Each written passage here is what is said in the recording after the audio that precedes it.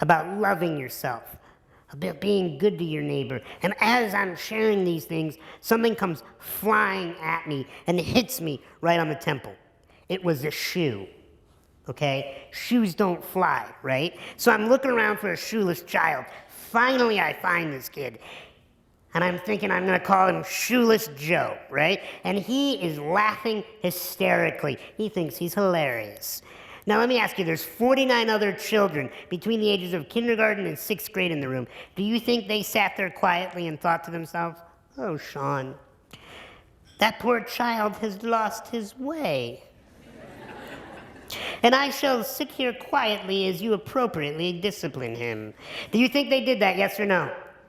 No, they acted like a pinball in a tornado, right? They were running around like square pants, right? And I am trying to collect this whole, I was furious. I was so angry. Now let me ask you, there's no legal ramifications against you for this question. But just be honest, if someone threw a shoe at you by a raise of hands, who might at least get the thought of wanting to throw the shoe back? Come on, be honest.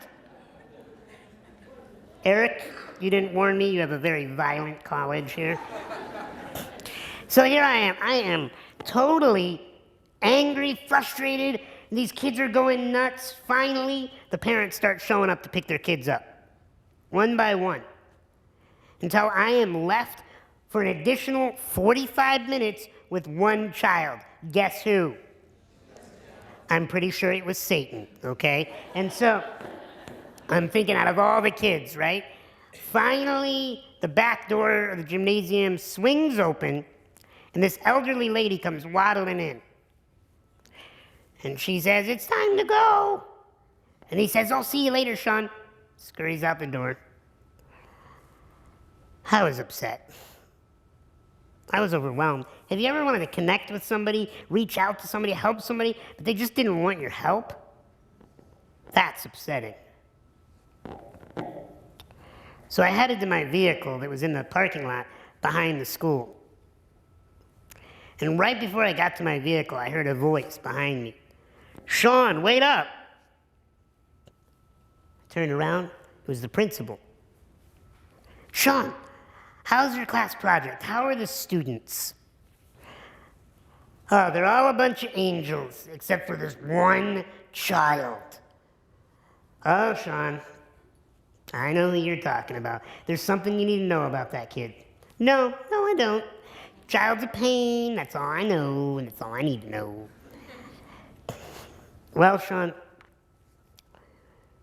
what you don't know is just about 2 years ago, that child's father killed that child's mother.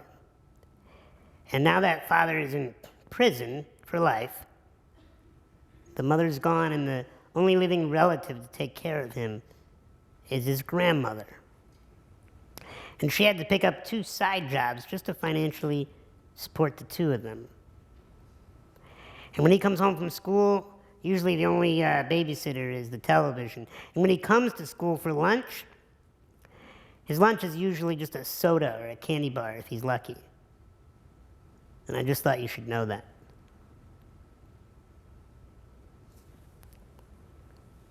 By a raise of hands, anyone want to throw the shoe back? Well, where'd the angry mob go? Where'd the enthusiastic crowd that thought that violence or getting even would be the right thing? Oh, wait a minute. You got another piece to the puzzle in life, didn't you? But how many times in our life do we throw the shoe back? When somebody annoys us, frustrates us, gets on our last nerve, and we want to throw the shoe back at them. But you're leaders now. So you can't afford the luxury of being naive anymore. When people get on our last nerves, when people are doing things that you don't approve of, or saying things or acting in a way that you can't stand, it doesn't mean you have to condone their behavior. But that's when you have to reach inside to find your place of empathy.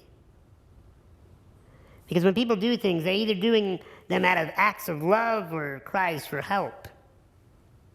And this boy was surely crying for help.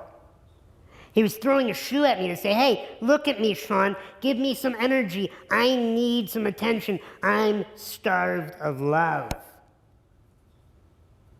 And as leaders, we have to be aware of who around us is starving for love. Who around us needs our support. Who around us needs us to connect with them. You know, even just a smile can save somebody's life. You might think, no way, Sean. I've been a therapist for 10 years. And I've dealt with a lot of suicidal people. And I've heard people say, I was about ready to kill myself. I was walking down the street, and this woman looked at me and smiled in just the warmest way. And I thought maybe there's still a chance that the world is still good. You may think you're not impacting people on this planet. You may think, well, Sean, I'm not a speaker. I don't go around the world talking. You don't need to. Maybe there's somebody you bump into on campus that you could tell just needs a smile, and you smile at them. Maybe they don't even smile back. It doesn't matter. They notice. And things will shift in that person's life, even just on a little bit, that could have a massive change in the course of their future. You are powerful beyond measure. You have an energy to connect with people, to really make people feel important and recognized. And whatever it is that you're craving in life, give it to others, and I promise you it will come back to you. And it may not come back right away. It's like a boomerang. When you throw a boomerang, it takes time for the boomerang to come back to you. And I know you were raised, and so was I, in an instant gratification society where you could just flip on Facebook and hit refresh 100 times in an hour to see if somebody commented on your new relationship status. But listen, no one cares. But listen. We have to realize there's more than instant gratification. There's something called fulfillment, something called feeding your soul, your spirit, your energy. Look, I want you guys to be happy. I want it more than anybody.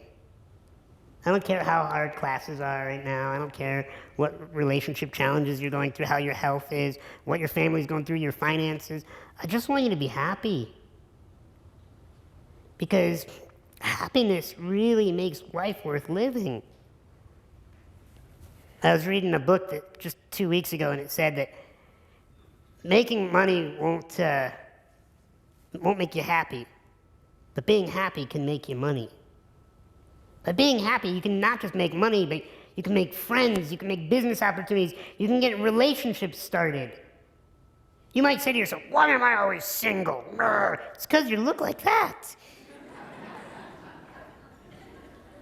Look, people want to be around people that make them feel good, but it's got to start with us first.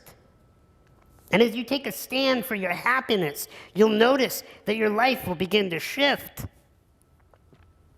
But you're going to have to take some risks in your life. It's not going to be easy. And sometimes when you take a risk, you have a chance of looking bad.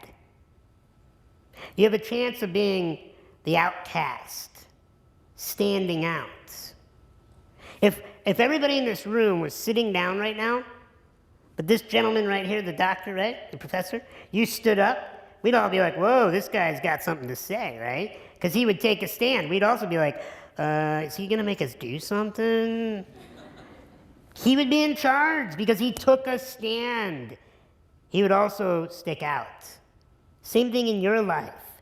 If you take a stand, you're going to stand out, and that's okay. It's going to take some risk, and there's two kinds of risks, because you've had a lot of propaganda, you've had a lot of people come into your life to tell you about the negative risks, right? I mean, all the propaganda about saying no to drugs, about don't drink and drive, that's all important, but that's discussions of negative risks. You may not be aware of the positive risks. You may not be aware that there's another element to risk. And a risk is just doing something that scares you. But a negative risk could scare you to death, and a positive risk could scare you to life. And positive risks are amazing because you don't know how they're going to turn out. Just like a negative risk. If you take a negative risk, if you do something stupid with your life, you may survive. Or you might die, you might get injured, you might go to jail, but with a positive risk, you don't know the outcome either. It might end really well, or you might look like a fool. But your life will still move forward without a consequence. That's what a positive risk is. When you take a positive risk, it will scare you no matter what the outcome, but you will gain courage from taking that risk. I'll give you an example of a positive risk that I took when I was in college. I was on a date, and we're watching a movie at the theater. And the movie ends, and we go outside, and we're supposed to go to dinner across the street. Except it's pouring down rain. And we're not just talking little bitty rain, we're talking big, fat Forrest Gump rain, and it is splashing everywhere. And I look at this girl, I'm like, okay, let's run through this rain. She goes, we don't have an umbrella. I'm like, no, we don't. So what? Sean, if I go out there without an umbrella, my hair's getting wet. Right away, I knew I was dating a genius, right? And I said, your hair gets wet, so what? Big deal.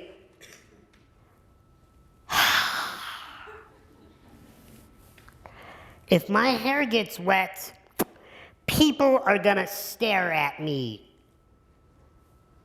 And I said, sweetie, at the time I think I was like 21, I said, sweetie, you're standing next to a 3-foot tall, 21-year-old man in a wheelchair. They ain't looking at you.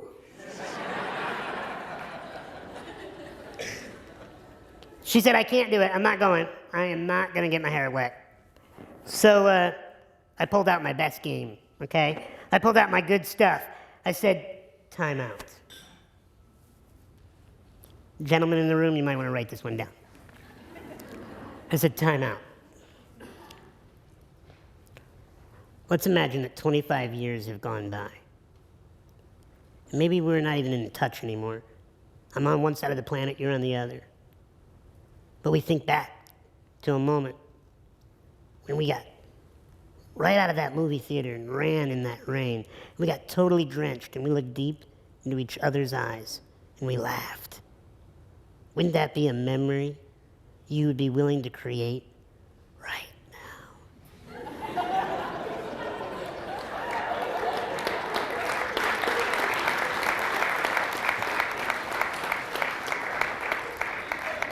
She looks at me and she goes, no. I am like, that was my best stuff. And in that moment, I thought I was shot down. No. I had taken a positive risk, and I had gained a learning lesson. A lesson that changed my life forever. I realized in that moment that, first of all, I never wanted to be with a woman who wasn't willing to run in the rain, both literally and metaphorically. And then not just that, let me just broaden the circle here. I didn't want to surround myself with people who weren't willing to run in the rain, who weren't willing to play, weren't willing to be fully expressed. Take positive risks with your life. If you see somebody new that's just kind of wandering around, maybe they're at this campus, or maybe they're someday in the future at a job that you're at, or whatever it is, and you can tell they're lost, go right up to them and say, hi, and introduce yourself and say, hi, here, if you ever need anything, let me know. Take that positive risk. You don't know who that person's going to be. You don't know how they could help you in your life. They could be your future best friend, your future husband or wife, business partner. You don't know. Maybe they have no impact on your life, but you have an impact on theirs. You need to take positive risks with your life because that's what makes life worth living.